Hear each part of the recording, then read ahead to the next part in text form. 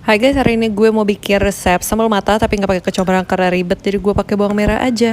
Terus habis itu diaduk deh tuh bawang sama cabenya, digeprek, mesti pakai emosi guys gepreknya biar mantap. Tuh serai atau lemongrass.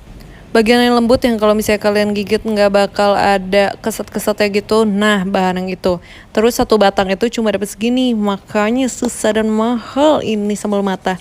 Tambahin gula, tambahin garam, terus oseng-oseng bentar tuh terasi, masukin terasi, kasih jeruk nipis sekitar 3, aduk lagi, masukin minyak. Kalau ini gue campurin minyak kelapa sama minyak goreng, aduk lagi, dan jadi deh.